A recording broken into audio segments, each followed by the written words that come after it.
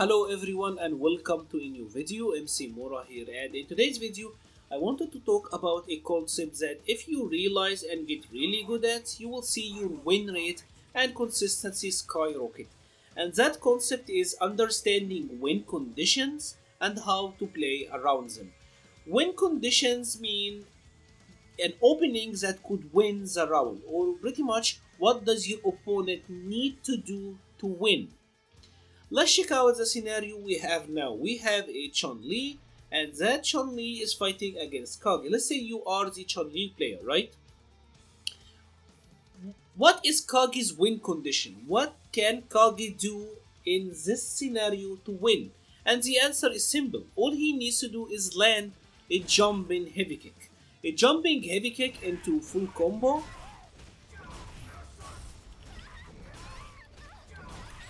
Right? Kage will combo into Demon, and that will actually secure him the round. Right? So in this instant, Kage have a win condition, right? Kage can win simply by one jumping. That is, of course, if he has his full meter and a V-Trigger 2. What if Kage does not have V-Trigger 2? Like, let's say Kage doesn't have V-Trigger 2. At most, he's gonna get a combo into the regular super, but that's not gonna kill, right? You are gonna survive that, and then you will have to make another decision. Just realizing that Kage can win with one jump if he has full resources means that as the Chun-Li player, I should do all that is in my strengths to avoid the situation. I should avoid the jump. This means not giving him easy openings. For example, if you are the Chun-Li player in this scenario, I wouldn't recommend throwing fireballs because that is jumpable, right? If you're gonna throw a fireball like that, that is jumpable, it's very easy for the Kage to jump and get her win condition, right? If you have a concept or the understanding of that, you will do a lot better. Now, as a Chun-Li, you will take minimal risk and avoid the jumping as much as possible. Avoid throwing any stuff that have a lot of recovery and that will allow Kage to get a jumping on you, right? Let's check out another situation. Let's, for example, say that Kage is at around 25% health, and he have his full V gauge, and he have his now. Kage have 25%, you are the Chun-Li player, and we are checking this out. Let's say that Kage is activated his V-Trigger 2, right? Let's even make him waste 1 EX bar. So Kage have 2 EX bar, and he have a V-Trigger 2. And let's say that Chun-Li went and did a combo. Let's say, for example, Chun-Li did something like this, right?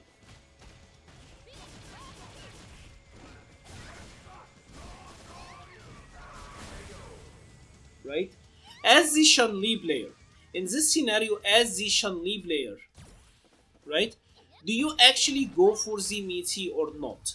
If you understand that in this situation, at 25% life, Kage can win with 1 EXDB, you shouldn't go for that meaty, because this means that Kage have a win condition, right?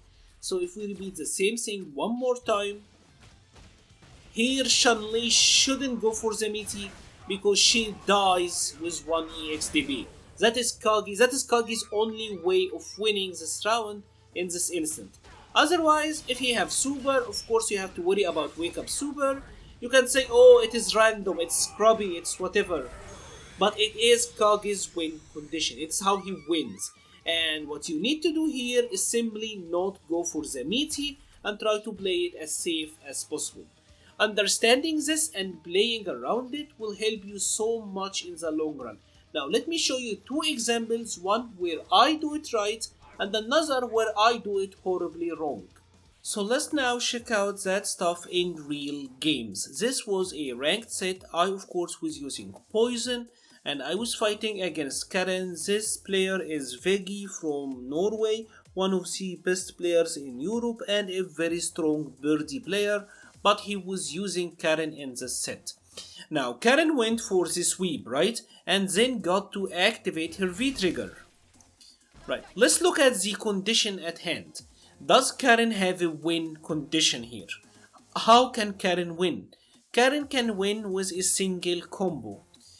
She can tag me with a crouching medium kick if I try to walk backwards, and of course he can go for a shimmy. So what will he try to do?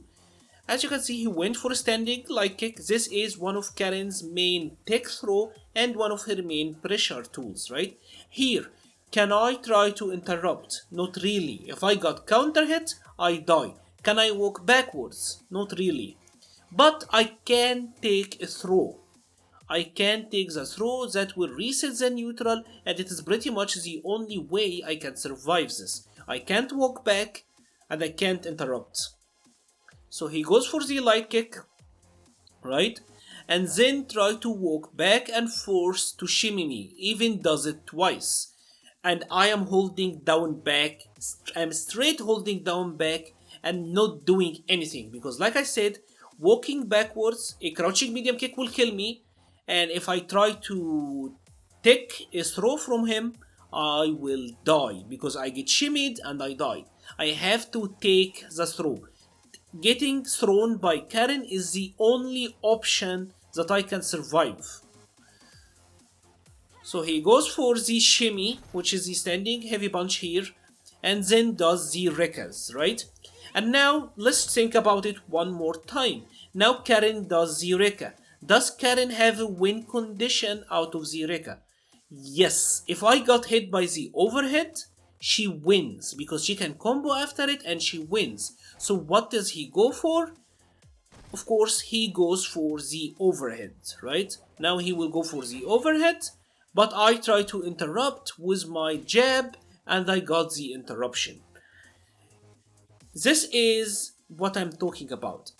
Obviously, he could have done the punch follow-up that would have punished my interruption, but I could have survived that. It wouldn't have killed me, but the overhead would, and that is why I challenged, right? Now, then Karen got a reset. We went for a throw, but of course he tagged. This was a little bit risky on my part, because he could have EXDP'd that potentially could have killed me, but I was willing to take the risks that time. Maybe not the best decision, but I did it anyways. Now let's continue the round. I get the read on the Rekka and I win this round. This is exactly what I was talking about. Basically me here understanding what does Karen need to do to win and how I can play around it is the main reason that I was able to win this round. So many decisions I could have made that could have ended in me losing, but because I understood exactly what are Karen's win conditions at each instant, it's basically what allowed me to survive. Now let's check out another example where I do this horribly wrong. And now let us check out another match where things goes horribly wrong. This is a match from an event called Tiger Cave Series. It is pretty much a monthly for the North African Street Fighter 5 scene. And this match was in top 8. I again of course was using Poison and I was fighting against KX Genocide. He's a really good Seth and Cammy player. Now the sequence I'm gonna show you is what's gonna follow, right? Here I miss my punish, and this is the one I want to talk about. This heart rate. Let me pause at the exact moment so you have a good idea about what I'm saying here. Right. So here I go for an EX heart rate, right? Look at my health bar and look at Seth's health bar and look at the V gauge, right? Of course, obviously he is up a round as well, so you have to keep that in mind. Now, what can I do here? I can't kill him with a single combo here. I can't kill Seth with a single combo. I'm only +1, so the best case scenario is I maybe do a standing light punch, standing light kick into medium kick heal. That doesn't kill. And he have a super bar and he have his V trigger. One EXDB from Seth will kill. And actually, even if I block the EXDB or super, I get the round. So my own win condition is for him to EXDB. So my win condition is for him to EXDB. His win condition is to EXDB, right? So both of us want him to EXDB. I did my EX heart rate. In my heart, I knew he was gonna DB, but I didn't follow through with it. I tried to jab. He woke up with the EXDB, or he did the EXDB, and I lost. So pretty much this is the exact opposite of what you want to do. I could have won if I blocked the DB. As a matter of fact, it was probably my only real chance. I could have taken his throw. I could have taken one more pressure sequence, but I couldn't take a DB or a super. And my only way to kill him was to punish a blocked Dragon Punch. But sadly, I messed up in this particular instance, and this was the end of my tournament run. And that is pretty much it for today's video. Obviously, you're never gonna be perfect at this, but the more your understanding of the game grows and the more that you're aware of the match and aware of the situations that you're in, the better you're gonna get at this. If you have enjoyed this video, please leave a like or a comment. It helps the channel so much. I will be leaving a link to the Discord server page and the Patreon page in the description below. Thank you very much for watching and stay safe.